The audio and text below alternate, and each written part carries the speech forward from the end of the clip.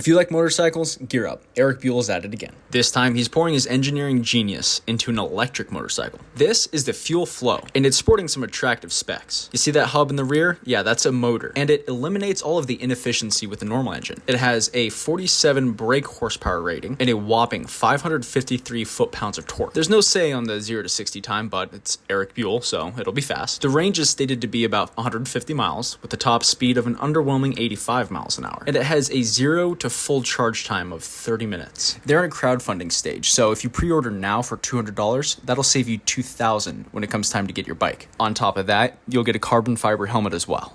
I think this is pretty cool.